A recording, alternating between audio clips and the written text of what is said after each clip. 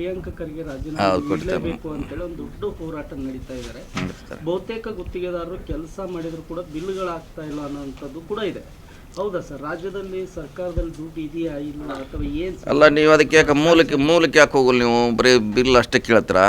ಅದು ಹಂಗಾಗ್ಲಿಕ್ಕೆ ಕಾರಣ ಏನು ಅನ್ನೋದು ಭಾಳ ಮುಖ್ಯ. ಅದನ್ನು ಇನ್ನೂ ಮಟ್ಟ ಯಾರೂ ಪತ್ರಕರ್ತರು ಕೇಳಿಲ್ಲ, ಕೇಳಬೇಕು. ಯಾಕೆ ಹಿಂದಿನ ಸರ್ಕಾರ ಬಜೆಟ್ ಸಪೋರ್ಟ್ ಇಲ್ಲದೆ ಕೆಲಸ ಮಾಡಿದ್ದಾರೆ. ಈಗ ಅದಕ್ಕೆ ದುಡ್ಡು ಕೊಡಬೇಕಂದ್ರೆ ಎಲ್ಲಿದು ಕೊಡೋದು ಪ್ರಶ್ನೆ ಬರ್ತದೆ. ನೀವು ಅದ್ರ ಮೂಲಕ ಕೇಳಬೇಕು. ಅದಕ್ಕೆ ಆಗಲಿಕ್ಕೆ ಏನು ಇಂಬ್ಯಾಲೆನ್ಸ್ ಆಗಲಿಕ್ಕೆ ಏನು ಕಾರಣ ಎಲ್ಲ ಇಲಾಖೆಯಲ್ಲಿ. ಅಂದರೆ ಈಗ 1000 ಕೋಟಿ ಬಜೆಟ್ ಇತ್ತು, 1000 ಕೋಟಿ ಕೆಲಸ ಆಗಿದ್ದರೆ ಅದೇ ವರ್ಷದಲ್ಲಿ ಮುಗಿತೈತಿ. ನೀವು 1000 ಕೋಟಿ ಬಜೆಟ್ ಇಟ್ಕೊಂಡು 3000 ಕೆಲಸ ಮಾಡಿದ್ರೆ ಅದು ಹೆಂಗೆ ಹೋಗೋದು? ಫೈನಾನ್ಸ್ದವ್ರು ನಮ್ಗೆ ಕೊಡೋರೆಷ್ಟು? 1000 ಕೋಟಿ. ಯಾಕಂದರೆ ಅವ್ರ ಬಜೆಟ್ ಅಲೋಕೇಶನ್ 1000 ಕೋಟಿ.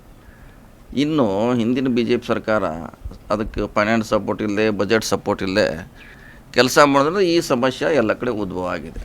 ಟೆಂಡರ್ ಮಾಡಬೇಕಾದ್ರೆ ಫೈನಾನ್ಸ್ ಡಿಪಾರ್ಟ್ಮೆಂಟ್ ಅನುಮತಿ ಪಡೆದೇ ಅದನ್ನು ಮಾಡಿದ್ರೆ ತಪ್ಪು. ಅದನ್ನು ನೀವು ಕೇಳಬೇಕು, BJP ಅವ್ರು ಕೇಳಬೇಕು. ಅದು ಗ್ಯಾರಂಟಿ ಯೋಜನೆಗಳಿಂದ ಈ ಗುತ್ತಿಗೆಗಳನ್ನ ಓಪನ್ ಆಗಿ ಟೆಂಡರ್ಗಳು ಕರೀತಿಲ್ಲ. ಕ್ಯಾಶ್ ಅಟ್ಯಾಕ್ ಅಂತ ಸಂಸ್ಥೆಗಳಿಗೆ ಹೆಚ್ಚು ಟೆಂಡರ್ಗಳು ಗುತ್ತಿಗೆಗಳನ್ನ ಕೊಡ್ತಾ ಇಲ್ಲ.